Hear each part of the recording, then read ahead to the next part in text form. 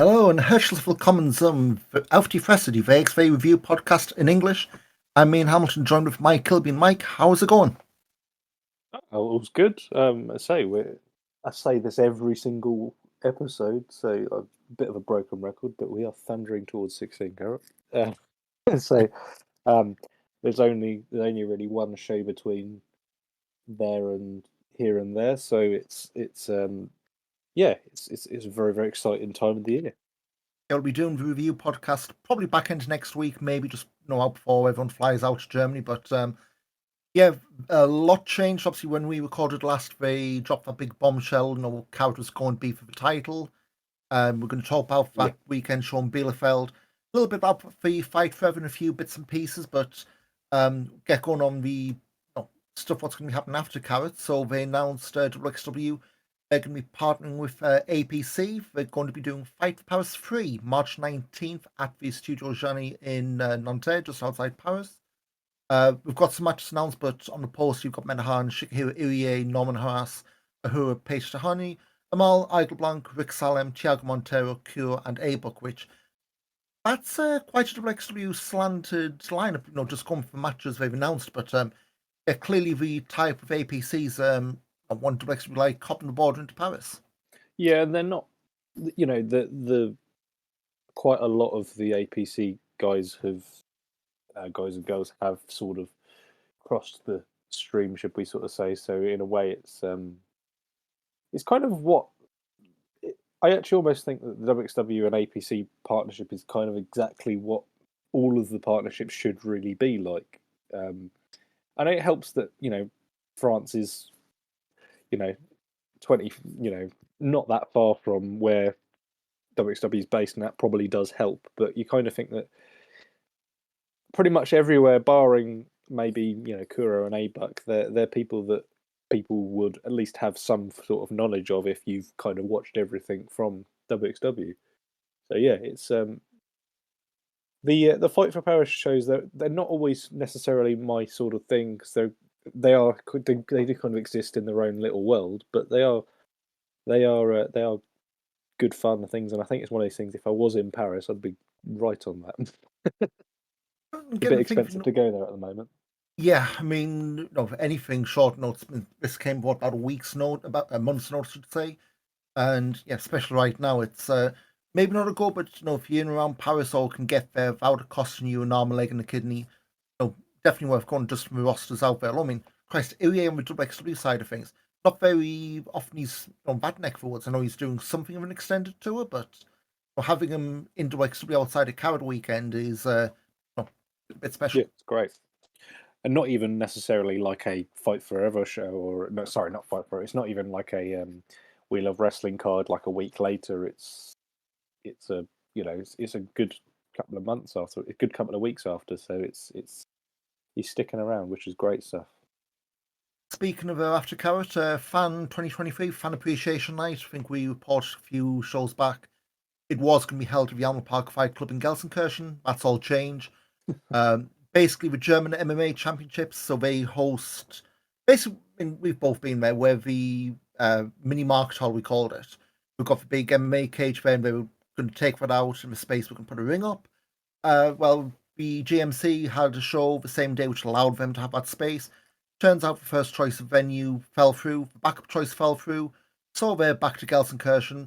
Luckily for WXW, the Turbine Hall's free, so what they are going to do is the Fan 2023 show will happen at the Turbine Hall, and also the Academy show that they were going to do is like a matinee thing, is also going to be at the Turbine Hall, which I think was Strigger mentions a bit serendipitous there. The whole thing of during the pandemic they were doing fundraising for the academy with the goal of having an academy show at the Turbine Hall. Yes, that kind of went by the wayside. It was more a case of it wasn't realistic at the time. That's people to want to just donate for tickets to the academy, that kind of thing. And lo and behold, you've got an academy show at the Turbine Hall. Whether it makes tape or not, I don't know. I think they said they're both going to be back to back. They're not going to chuck people out like we do Carat weekends. So things like 4 o'clock and 7 o'clock, and we'll just run one onto the other. So we'll see if any of that makes tape. But certainly, it's a very roundabout way to get that goal barrel after a few years back. Yeah, I had tickets to that show. Me too. Yeah, yeah, no, exactly. Great opportunity, and not that WWE doesn't really give opportunities to the academy guys, but there's always, yeah, it's a if you if you just started out and you got an opportunity to knock off the T to being in Harlow, what better option than that, really, is it? And So yeah, again, special for the evening show. Who knows? You've got your gear if something falls through. You know, exactly. It is a bit of a disappointment because I think I did see quite a few people who were kind of a bit disappointed because the main reason they chose to go to Fan was because they wanted to watch something in that new venue. So I think there's a bit of a bitter note to that. But at the same time, yeah, it's T2. It's a great venue, and say it's good to have that sort of in your back pocket, which you can sort of use whenever you need to. So yep. So obviously we can do the Carat preview next week after, but just a quick run through as we record this. Inner Circle sold out, 200 passes. So if you wanted the catch-all tickets for every show, tough luck, it's gone. There are festival passes, so that's rows 4 and 5, and that'll just get you into the Carat shows. Night 2 of Carat sold out unless you go for that festival pass. But night 1, night 3, the WXW Now Showcase, Ambition, and Wheel of Wrestling 42 all have got tickets left. And speak for Dell, this was announced, 2 hours ago as we hit record?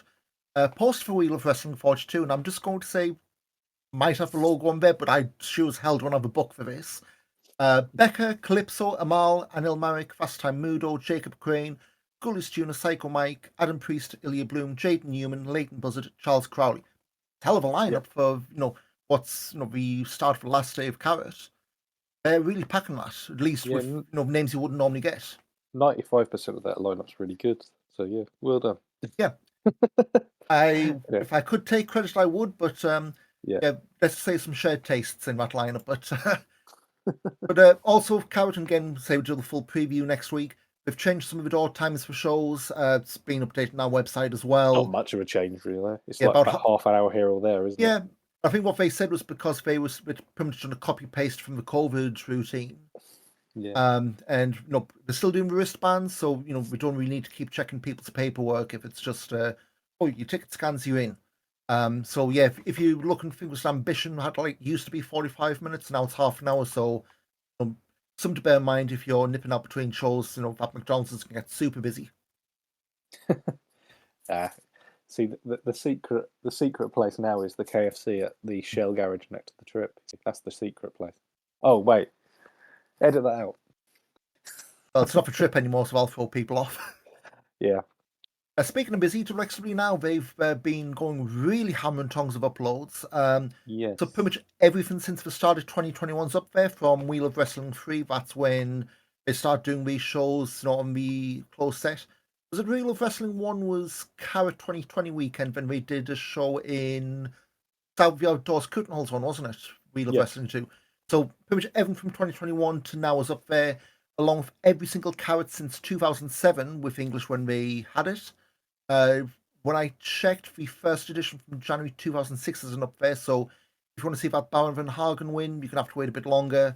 But yeah, they've really been going out of the way to make sure that anyone who wants to see the historic stuff in WXW, Well, it's it's a there good thing now. to have up. Yeah.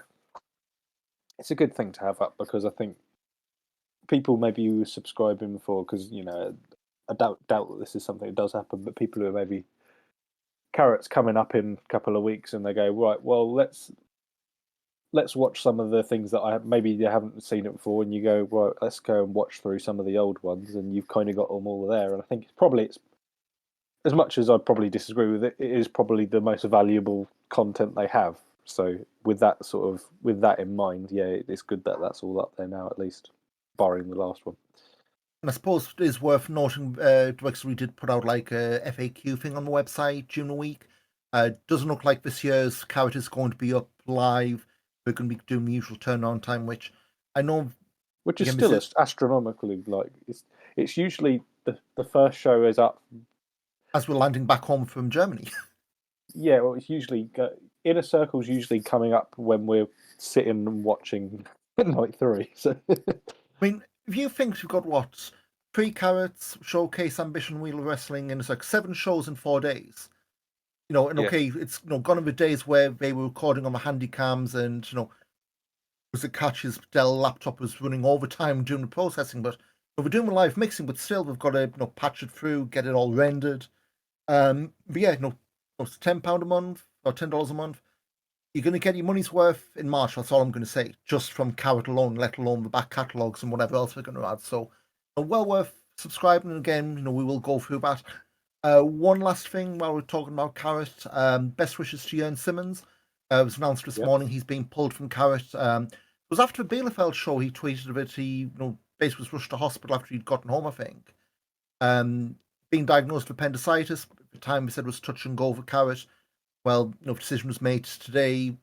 Wasn't going to be, risking it or pushing through it, which, for the best. He's been replaced by Mike Del Vecchio from Belgium. I think he's a former GWF Berlin champion. I want to say. Yep. Pretty big name in Berlin. He's also done Bodies or in APC. So he's currently actually across the road. He is the wrestling cult champion. So he is doing double duty that weekend because he is fighting Satoshi on the Saturday morning. So he's in town, and kind of makes sense to get him in, I think. And he's got Tristan Archer on a Friday night, so no rest for Wicked, hey? Exactly. But best wishes to Jørn, and like I say, health always comes first for these kind of things. There'll be with other cards, but if you push through that kind of thing, you do more damage. Who knows? But yeah, and I think it was probably there's probably an element of you could probably rush it, and it probably not do so good, or you stay off for 2, 3, 4 months and back for the summer. I think you got to look at it that way, really. So that's the quick bits of news, and I guess we've got to do this, even though there's not too much to add.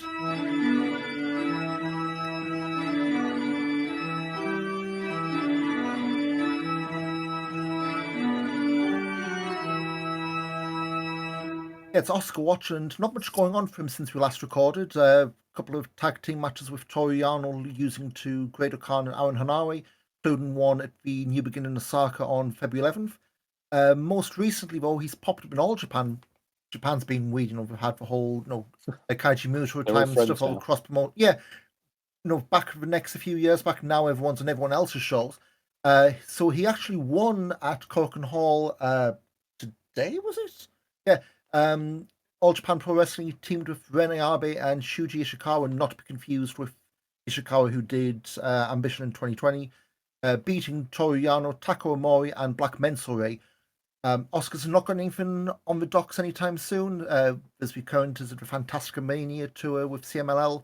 He's doing ringside stuff. He's not wrestling, which, again, big lad around a load of flippy guys that kind of jazz a little bit, so he's off there.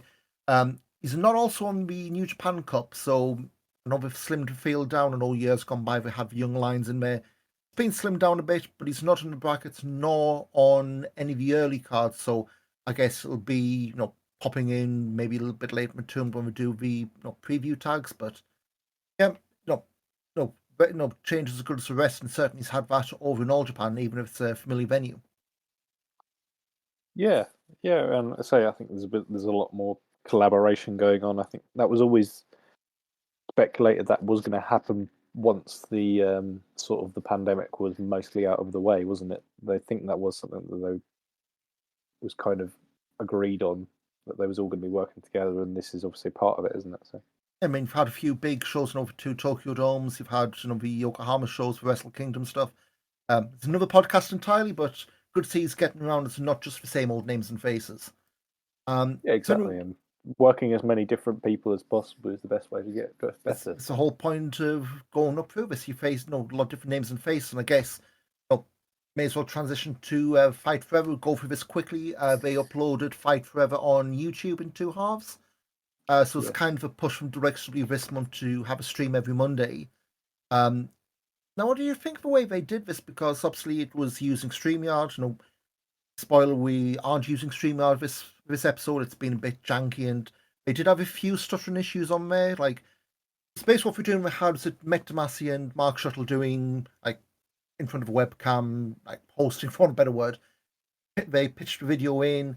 I know the first batch of matches they put out, there's folks going, it's weird because, you can, Mark's saying you can see him on the feed, but then he's also commentating like it's live.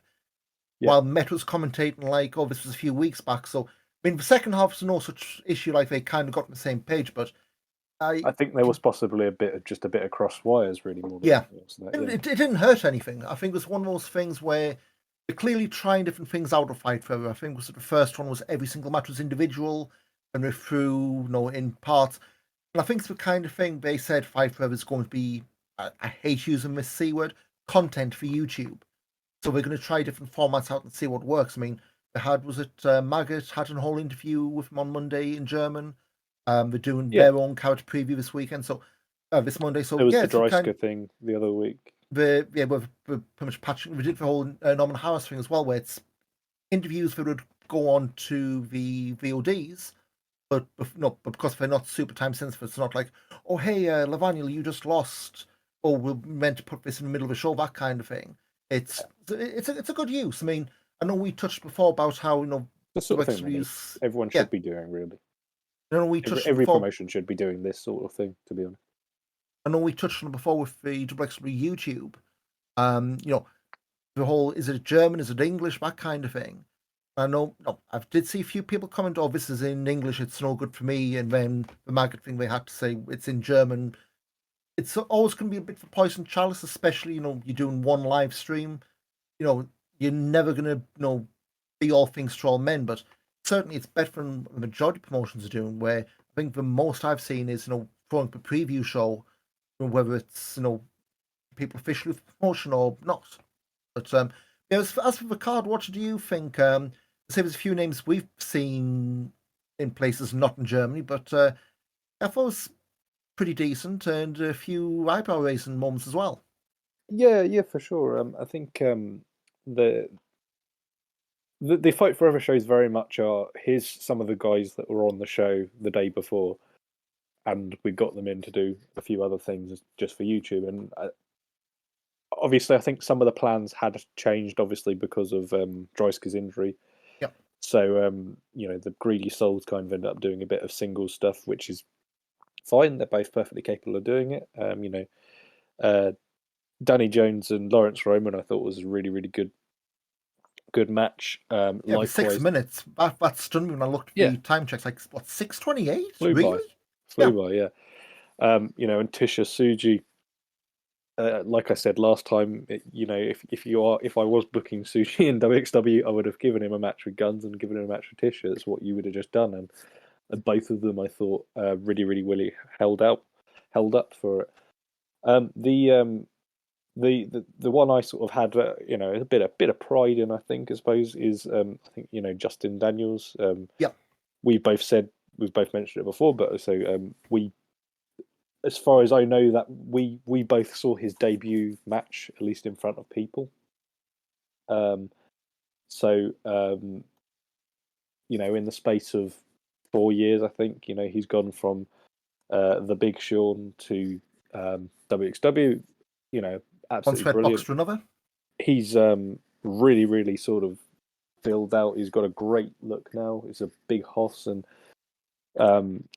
there was a bump that there was sort of a shoulder barge sort of thing he did to Ilya Bloom during that match, where it was just like knocked him halfway across the room, and the headbutt. Yeah, the headbutt. Sorry, yeah.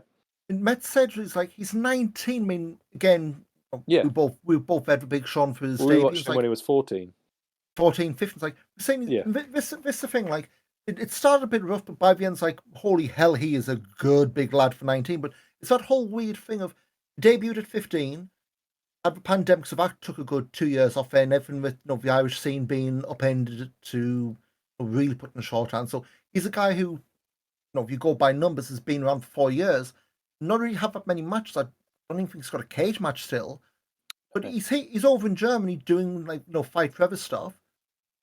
Guys, Britain, tell me please how, and I've said this before, this feels like it's my blooming mantra at this point. How have you got guys on these shows that WXW can pick up, and then Britain is just like, it's this land that's been airbrushed out when it comes to scouting. Like, you've got Justin Daniels. He's over the Irish Sea, for crying out loud. It's the whole Alan Partridge thing where, unfortunately, it's a Glenna scene, but it says, it's people say they always want to go to Dublin, but it's only 50 quid on Ryanair, and Partridge goes. Obviously, that's what puts me off. It's almost as if that's what they live for. That's the motto of British promoters, British promoters, and so back in admittedly, there's things have transpired since, but back in 2017, 2018, Ireland was the most exciting. The prospects coming out of Ireland, it was worker after worker after worker, much like what we've got coming out of Hungary in a way. Yep. And it was just mind baffling that the only people that really got over here were more than hype. And I think one or two people booked Michael May, that was it. Yep. And it was just mind blowing. It was mind blowing, and even with the. Sorry, this is a bit off topic now, but you look at someone like OT2 who's now running in Wolverhampton in the shadow and corpse of Fight Club Pro. They're not really booking the Irish people still. It's just basically the British guys that OTT was booking anyway. It's just how someone like Justin Daniels hasn't stumbled onto a Riot Cabaret or a Attack, NGW, Modern Nomad, that kind of place. Yeah. NGW and North. What? How he's not ended up in one of them? Tidal, something like that. Yeah. How he's not ended up there? It's Soft bizarre. What?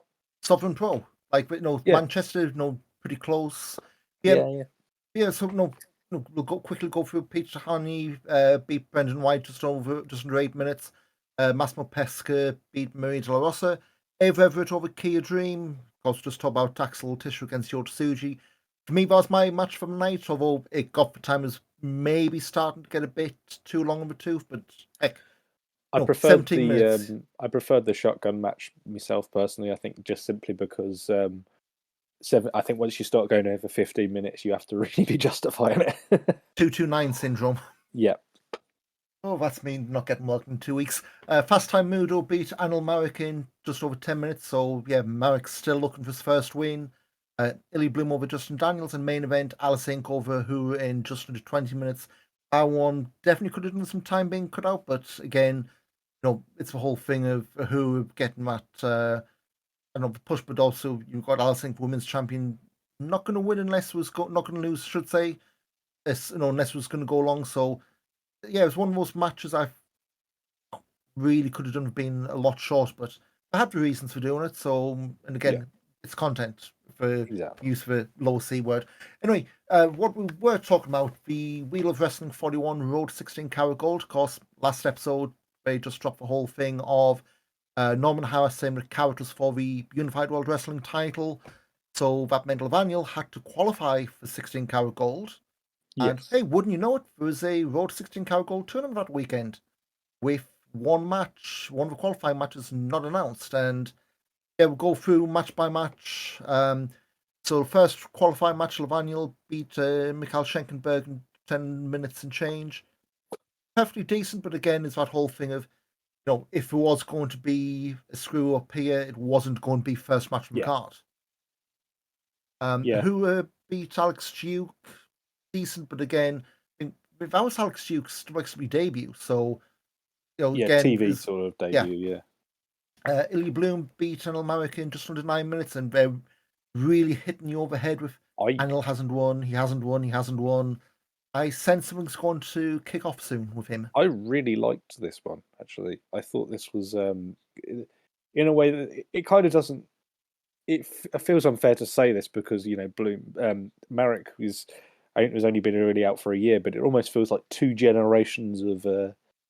It feels like two generations of academy graduates here in this match, and I know Marek only sort of came out sort of start of pandemic, 2020, start of 2020, but it kind of felt like almost like a generational sort of battle in a way.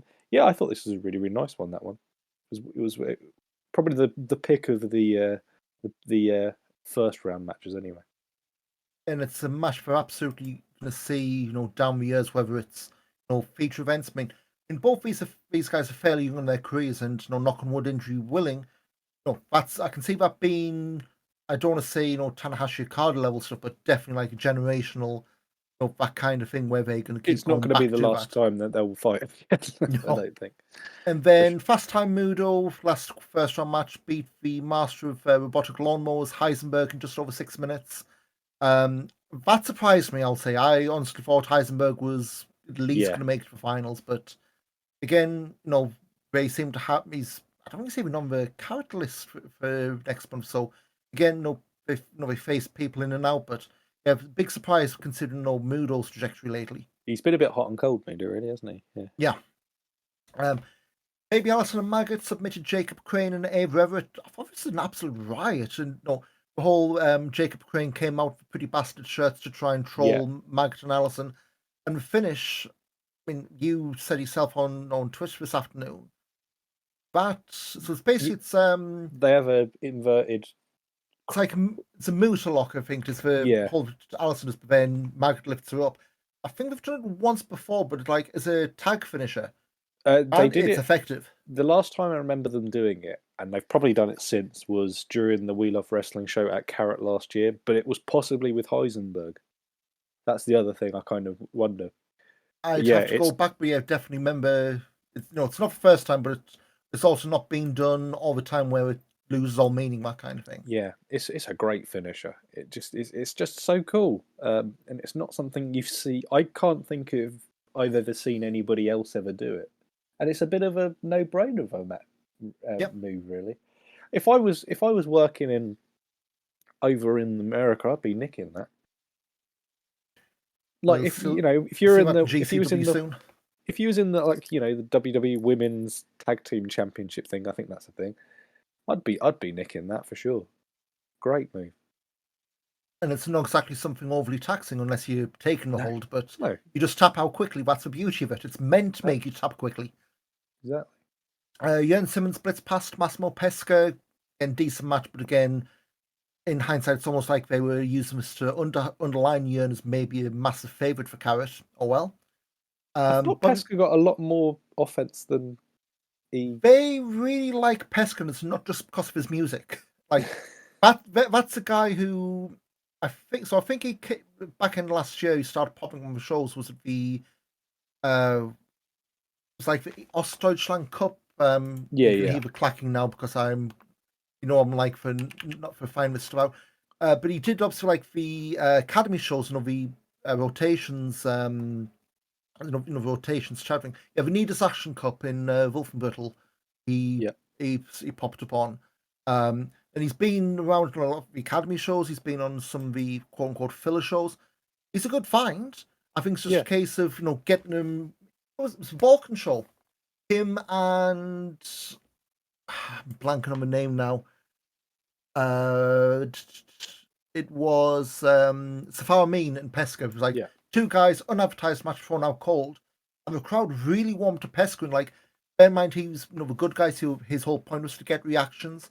yeah, No, really bodes well. I think it's one of these things where it's a case of have him on the shows, have him be competitive, but not blitz through, not taking the wins which people wouldn't expect him to. Don't push him too hard, that kind of thing. But we've got something in him. I think it's just waiting for a spot to open up that he'd be, I want to say, competent in. One would actually fit and not just be let's shove him down your throat kind of thing. yeah.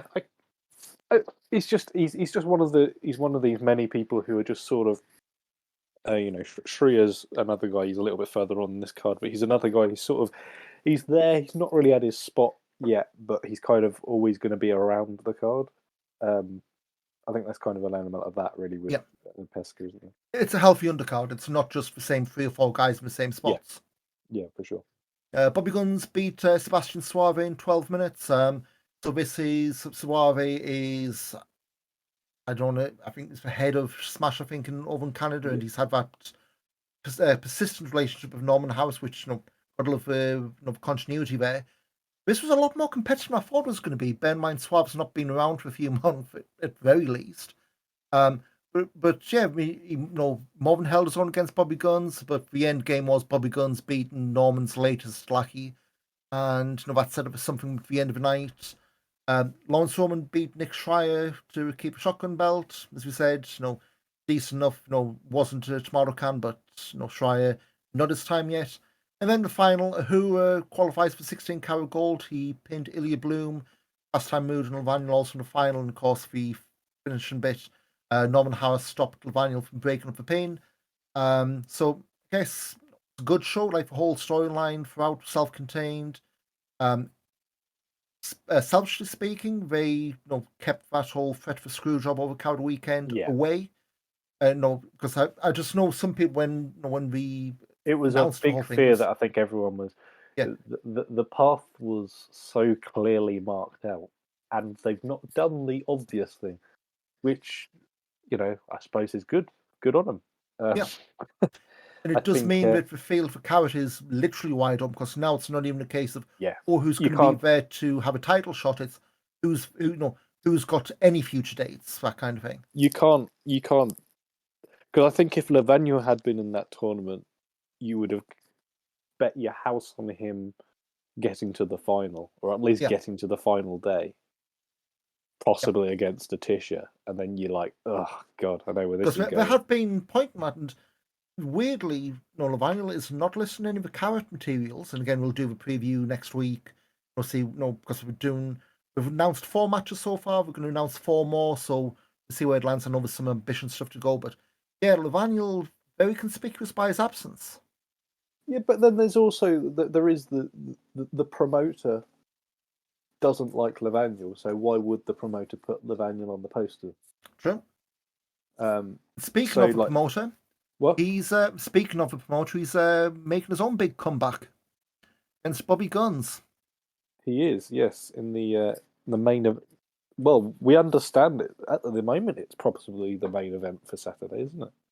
They've not announced where it's going to be, because obviously we've also done arrows against the French doors. But again, a lot of the non-tournament stuff hasn't really settled on a place on the Yeah, card. I would certainly expect both of those would be, night 2 material. yeah, Whether I would. one's main event or one's like first half main event. But all I'd Yeah, I say would. is Angle Alert, maybe.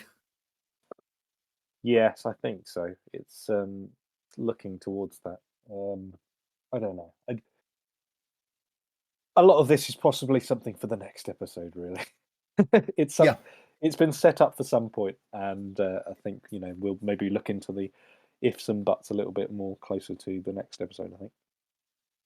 So then we go through to, well, yeah. So as far as Bielefeld, really solid show. In terms of like the Bielefeld or the pre-Cartons could easily be like the 16th guy who you wouldn't expect to win Cout. Well, Naval Field's blown up, but a good show. It's obviously on WXW now beyond the W Network shortly, I'd guess.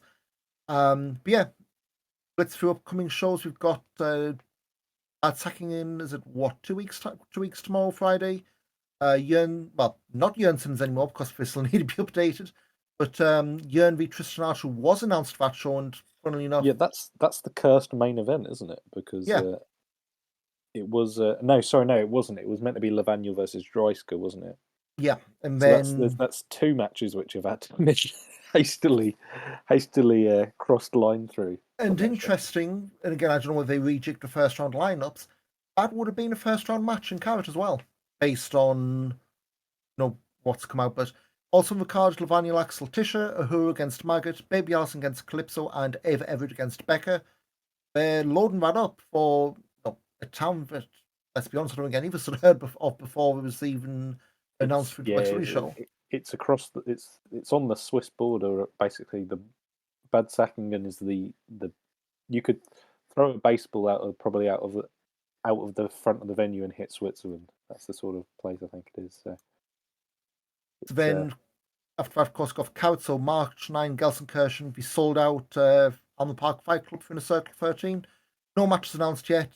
Maybe we'll announce, well, sold out, so there was no tickets to sell for. And obviously, Carrot, we've got preview next week, so we keep saying. March 19th, for WXW versus APC Fight for Paris 3. Matches announced as Metahan against Rick Salem, Kate Tahani against R1 Pro Gamer, and Amal against Tiago Montero, which decent. we haven't announced a Fight for Powers Cup again this year, which maybe that's to come. But no, the show we did last year was some non-tournament matches, and Tournament, then yeah. yeah, like the 4 singles in a 4-way final. So we'll see. But then again, this would be what, a month before, after we did the Bielefeld tournament with the same format. So who knows? Then March 25th in Frankfurt for 16 Carat Gold Revenge, Margaret Allison, Levaniel, Justin Archer, who Baby Allison, Axel Tish on the poster.